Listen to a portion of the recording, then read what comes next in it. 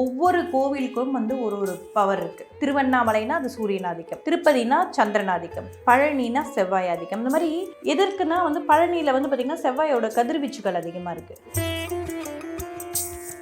இப்போ நம்ம நிறைய பேரை ஒரு நாளைக்கு பார்க்குறோம், ஆனால் ஒரு சில பேர் கூட தானே கனெக்ட் ஆகிறோம். அந்த மாதிரி இவர்களுக்கு கனெக்ட் ஆகிற சிவன் கோயில் தான் நான் சொல்லிட்டு இருக்கேன். அந்த வகையில் பார்த்தீங்கன்னா மிதுன ராசிக்காரர்கள் திருச்செங்கோடில் இருக்கக்கூடிய அர்த்தநாரீஸ்வரர் கோயில் அப்படியே பார்த்தீங்கன்னா ஒரு மேக்னெட் மாதிரி.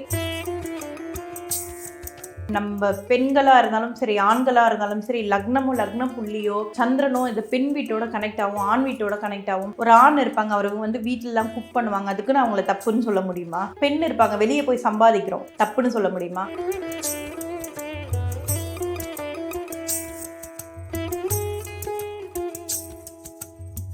பர்சனல் லோன் வேணுமா? டாக்குமெண்ட்ஸ் இல்லாம 10 நிமிஷத்துல 15 லட்சம் வரை பணம். பூனாவாலா ஃபின்கார் கீழுள்ள லிங்க் மூலம் இப்போதே விண்ணப்பியுங்கள். மிதுன ராசி என்பர்கள் மேம். ஸோ இந்த மிதுன ராசி என்பர்கள் எந்த சிவஸ்தானத்துக்கு போயிட்டு வந்தால் அவங்க வாழ்க்கை மாறும்?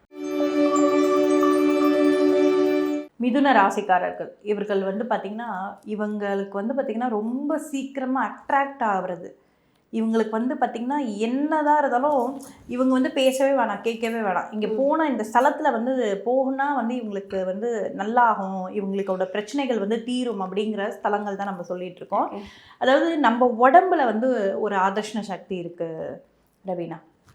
இந்த ஆதர்ஷண சக்தி இந்த கோவிலில் ஒவ்வொரு கோவிலுக்கும் ஒரு ஒரு பவர் இருக்குது.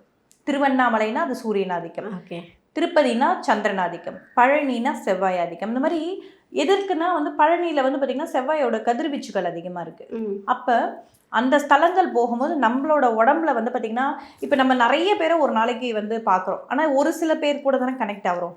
அந்த மாதிரி இவர்களுக்கு கனெக்ட் ஆகிற சிவன் கோயில் தான் நான் சொல்லிட்டு இருக்கேன். அந்த வகையில் பார்த்தீங்கன்னா மிதுன ராசிக்காரர்கள் அர்த்தநாரீஸ்வரர் கோவில் திருச்செங்கோடில் இருக்கக்கூடிய அர்த்தநாரீஸ்வரர் கோயில் அப்படியே பார்த்தீங்கன்னா ஒரு மேக்னெட் மாதிரி லைஃப்பில். இங்கே எல்லா ஸ்தலங்களையும் பாருங்கள், நாகம் பார்த்திங்கன்னா இந்த ராகு கேதுக்கள், டிஎன்ஏனா பார்த்திங்கன்னா ராகு கேதுக்கள் தான். உங்கள் வம்சாவளி, உங்களோட 27 தலைமுறை கர்மா, உங்களோட 7 பிறவி கர்மா, இது எல்லாமே உங்களுக்கு ஒரு கர்மா முடிகிற இடம் இந்த ஸ்தலம். அப்போ இந்த மிதுன ராசிக்காரர்கள் திருச்செங்கோடில் இருக்கக்கூடிய அர்த்தநாரீஸ்வரரை வழிபட்டு வரும்போது வாழ்க்கையில் இவர்கள் நினைக்கக்கூடிய காரியங்கள் அத்துணையும் நடக்கக்கூடிய அமைப்பு இருக்கும். எஸ்பெஷலி பார்த்திங்கன்னா படிப்பு சம்மந்தமான வேலைகள், அதாவது நான் எக்ஸாம் பாஸ் பண்ணணும், நான் ஐஏஎஸ் எழுதணும், நான் யூபிஎஸ்சி எக்ஸாம் எழுதணும், இதிலெல்லாம் வேணும்னு நினைக்கிறவங்களுக்கு ஆட்டோமேட்டிக்காக நடக்கக்கூடிய ஸ்தலம் பார்த்திங்கன்னா திருச்செங்கோடு அர்த்தநாரீஸ்வரர். ஸோ அர்த்தநாரீஸ்வரர் கோவில் போகிறது மிக சிறப்பான பலன் தரும். இவர்கள் பார்த்திங்கன்னா காலபுருஷனுக்கு 3ஆம் இடம். அப்போ பச்சை பயிறு தானம், இந்த கோவிலுக்கு போயிட்டு பச்சை பயிறு தானம் கொடுக்கறதோ அல்லது பார்த்திங்கன்னா எடைக்கு எடை, இப்போ திருமணம் ஆகலை, ஏன்னா அர்த்தநாரீஸ்வரர் கோவில்லையும் மிதுன ராசிக்காரர்களுக்கும் நான் சொல்கிறது இது என்னன்னா, உங்களுக்கு கல்யாணம் ஆகலை, கல்யாணத்தில் தடங்கள் இருக்குது அப்படின்னா, கல்யாணம் ஆகிறதுக்கு முன்னாடி 7ஆம் இடம் கெட்டு போயிருக்கு அப்படின்னா, இவர்கள்லாம் இங்கே இந்த ஸ்தலத்தில் பார்த்திங்கன்னா பச்சை பயிறு தானம் கொடுக்கறது ரொம்ப சிறப்பு. அது துலாபாரம்னு சொல்லுவோம், எடைக்கு எடை கொடுக்கறது. இதுவும் ஒரு மிக சிறப்பான ஒரு அம்சத்தை கொடுக்கும். ஸோ இவர்கள் இந்த விஷயத்தை ஃபாலோ பண்ணிக்கோங்க. அண்ட் பார்த்திங்கன்னா நிச்சயமாக யாரெல்லாம் பார்த்திங்கன்னா ஒரு என்ன சொல்கிறது, புதனே பார்த்திங்கன்னா அலிகிரகம்னு சொல்லுவோம். அப்போ இந்த உலகத்தில் கடவுளால் படைக்கப்பட்ட எந்த ஒரு விஷயமோ வேஸ்ட்டோ கெட்டதோ வேண்டாமோ இல்லவே இல்லை.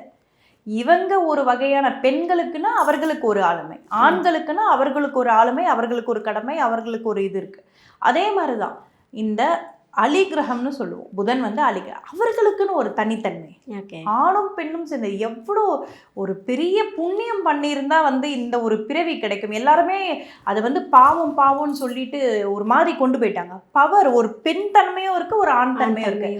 இது ஒரு இந்த திருநங்கைகளே ஒரு ஒதுக்குற மாதிரியான ஒரு விஷயத்தை பண்ணிட்டாங்க. அப்படி கிடையாது. அவங்க இறைவனுக்கு நிகரானவர்கள், புரியுதுங்களா? அவ்வளோ ஒரு பவர்ஃபுல்லான ஒரு விஷயம்தான் இந்த புதன் ஆதிக்கம் நிறைந்தவர்கள். அதனால தான் இந்த ஸ்தலம் சொல்கிறேன், சரிங்களா? அப்போ அந்த ஸ்தலத்துக்கு போகும்போது ஒரு சின்ன மண், நான் சொல்கிறேன் இல்லை, சொல்லிகிட்டே இருப்பேன் இல்லையா, ஒரு சின்ன மண்புழு கூட தேவையில்லாத ஒரு படைப்பு இல்லவே இல்லை. ஆமாம். நம்ம நினைக்கிறோம் நம்மளுக்கு எதுக்குன்னு தெரியாது, யானை எதுக்கு, குரங்கு எதுக்கு, நாய் எதுக்கு இப்படின்னு நம்ம நினச்சிட்டு இருப்போம். நம்ம கணக்கு கிடையாது, இது இறைவனோட கணக்கு. ஒரு விஷயம் தேவையில்லாமல் பண்ணவே முடியாது.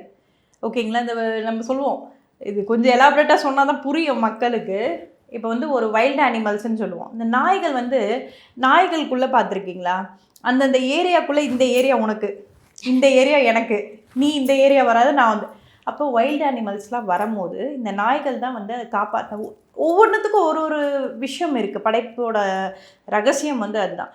அப்போ இந்த நாய்கள்னு சொன்னோன்னா அது ஒரு சொல்கிறேன் நான், எல்லா மிருகங்களுக்கும் ஒரு ஒரு பர்பஸ் இருக்குது, ஒரு ஒரு விஷயங்கள் இருக்குது. நமக்குமே பார்த்திங்கன்னா நம்ம பெண்களாக இருந்தாலும் சரி, ஆண்களாக இருந்தாலும் சரி, லக்ன புள்ளியோ சந்திரனோ இது பெண் வீட்டோட கனெக்ட் ஆகும், ஆண் வீட்டோட கனெக்ட் ஆகும். ஒரு ஆண் இருப்பாங்க, அவங்க வீட்டிலலாம் குக் பண்ணுவாங்க, அதுக்குன்னு அவங்கள தப்புன்னு சொல்ல முடியுமா? பெண் இருப்பாங்க, வெளியே போய் சம்பாதிக்கிறோம், தப்புன்னு சொல்ல முடியுமா? எல்லாருக்குள்ளேயும் ஆண் பெண் இருக்காங்க. இவர்கள் அதில் ஒரு கட்டம் மேலே போய் இருக்கிறவங்க, நம்ம மதிக்கக்கூடிய ஒருவர்கள் தான். நிச்சயமாக ஒரு நாள் இல்லை ஒரு நாள் அவங்க மதிக்கப்படுவார்கள். அர்த்தநாரீஸ்வரரோட வழிபாடு இந்த மிதுன ராசிக்காரர்கள் பண்ணிட்டு வரும்போது பெரிய மாற்றம் நிச்சயமாக இருக்கும். Okay ma'am, super. மிதுன ராசி என்பர்கள் அர்த்தநாரீஸ்வரரை எப்படி வழிபாடு பண்ணுன்னா அவங்க வாழ்க்கையில் என்ன மாதிரியான மாற்றம் நிகழும்னு ரொம்ப அற்புதமாக சொல்லியிருக்கீங்க. Super ma'am. நீங்கள் இங்கே போயிட்டு சிவனேன்னு கதியாக கடைங்க, உங்களுக்கு நினச்சது எல்லாமே நடக்கும் அப்படின்னா ஒட்டுமொத்தமாக எல்லா ராசினியர்களும் போகக்கூடிய சிவஸ்தலம் எதுமா? 12 ராசிக்காரர்களும் போகக்கூடிய ஸ்தலங்கள் 3 ஸ்தலங்கள் நான் கொடுக்குறேன். எந்த கோவிலுக்கு போகிறீங்களோ இல்லையா, இந்த ஸ்தலம் நீங்கள் போயிட்டு வரும்போது நிச்சயமாக வாழ்க்கையில் மிகப்பெரிய மாற்றம் ஏற்றம் எல்லாமே இருக்கும். அப்படியேப்பட்ட சிவஸ்தலம் முதல் இது பார்த்திங்கன்னா நீங்கள் நிச்சயமாக திருவண்ணாமலை தான். ஓகே, இதுக்கு மிஞ்சின கோவில் இல்லவே இல்லை. சூரியனுக்கு உகந்ததுன்னா பார்த்திங்கன்னா திருவண்ணாமலை தான். இங்கே என்ன பண்ணுறீங்க அப்படின்னா, திருவண்ணாமலை எப்போ போகிறீங்கன்னா கிரிவலம் போகிறீங்க, பௌர்ணமி நாட்களில் போகிறீங்க, இதெல்லாமே அவங்கவுங்களோட விருப்பம். ஓகேங்களா? ஞாயிற்றுக்கிழமையில் காலை 6 மணிக்கெலாம் நீங்கள் அங்கே இருக்கணும். சூரியன் உதயமாகும் போது நீங்கள் அதுக்கு ஒரு நாள் முன்னாடியே போயிடுங்க. போயிட்டு நல்லா காலையில் எந்திரிச்சு ஒரு 5 மணிக்கெல்லாம் நம்ம வீட்டுக்கு ஒரு கெஸ்ட்டு வந்தால் எப்படி இருக்கும்? ஓகேங்களா? உலகத்துக்கே ஒளி தரக்கூடியது பார்த்திங்கன்னா சூரிய பகவான் தான். அவர் தான் பார்த்திங்கன்னா நம்ம மனிதர்களுக்கு மட்டும் கிடையாது, செடி கொடிகளாகட்டும், மிருகங்களாகட்டும், எல்லாத்துக்குமே ஒவ்வொரு விஷயம் நடக்கக்கூடிய தன்மை நிறைய இதில் பார்த்திங்கன்னா மறைபொருள் இருக்குது. ஸோ அந்த சூரியன் வரப்போகிறார். அப்போ அவரை நம்ம வீட்டுக்கு ஒரு கெஸ்ட் வந்தால் எப்படி நம்ம அப்படியே உட்காந்துட்டேவா இருப்போம், எவ்வளோ ஆக்டிவாக இருப்போம். ஆனால் நம்ம என்ன பண்ணுறோன்னா, இந்த ஞாயிற்றுக்கிழமை அன்றைக்கி நம்மளுக்கு லீவை கொடுத்து வீட்டில் உட்கார வச்சிடுறாங்க இல்லைங்களா? அந்த மாதிரி பண்ணக்கூடாது. நீங்கள் எந்த நாள் அன்றைக்கி நீங்கள் லேட்டாக கூட எழுந்துறீங்க. ஆனால் ஞாயிற்றுக்கிழமை ரொம்ப வாழ்க்கையில் மிக சூட்சமம் நிறைந்த நாள் பார்த்திங்கன்னா ஞாயிற்றுக்கிழமை தான். அப்போ அந்த நாள் அன்றைக்கி நீங்கள் 10 மணி வரைக்கும் 9 மணி வரைக்கும்லாம் தூங்குனீங்கன்னா உங்களுக்கு லைஃப்பில் ஒரு பெட்டர் இதுவே வராது. சண்டே லீவே கொடுக்கக்கூடாது. இன்னும் சொல்ல போனால் சண்டே தான் நம்ம ரொம்ப ஆக்டிவாக இருக்கணும். ஏன்னா அது சூரியனுக்கான நாள், சிவனுக்கான நாள்.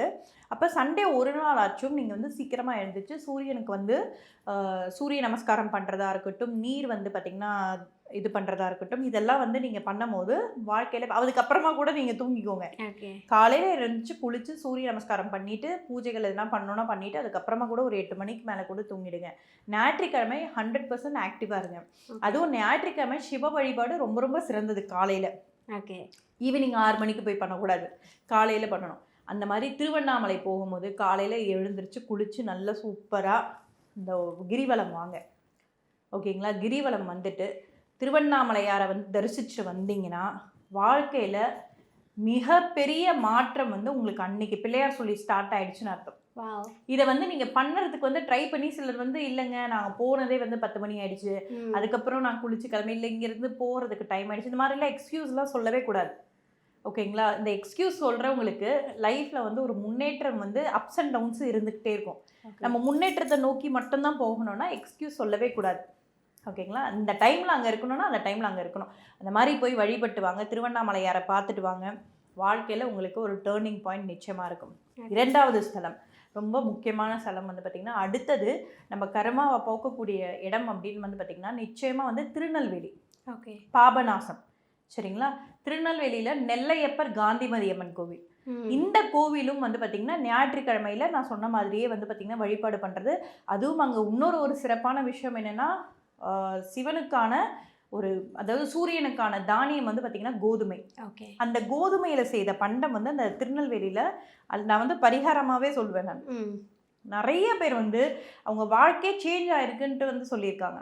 ஓகே. என்னன்னா அங்கே நெல்லையப்பர் காந்திமதி அம்மன் கோவில் நல்லா அமைதியாக ஒரு மணி நேரம் அங்கே உட்காந்து தரிசிச்சுட்டு அமைதியாக உட்காந்துருங்க. ஓம் நம சிவாயன்னு சொல்லிட்டு உட்காந்துருங்க. உட்காந்துட்டு வெளியே வந்து அங்கே வந்து அல்வா விற்பாங்க கோதுமையில். அந்த அதை வாங்கி தானமாக கொடுங்க, கொஞ்சம் கொஞ்சமாக பிரசாதம் மாதிரி. இதை பண்ணிட்டு வந்தாலும் வந்து மிகப்பெரிய மாற்றம் வந்து நிச்சயமாக 12 ராசிக்கும் பொதுவான ஒரு இது. அதே மாதிரி பாபநாதர் அங்கே போயிட்டு குளிச்சுட்டோம் வாங்க. பர்சனல் லோன் வேணுமா? டாக்குமெண்ட்ஸ் இல்லாம 10 நிமிஷத்துல 15 லட்சம் வரை பணம். பூனாவாலா ஃபின்கார். கீழே உள்ள லிங்க் மூலம் இப்போதே விண்ணப்பியுங்கள்.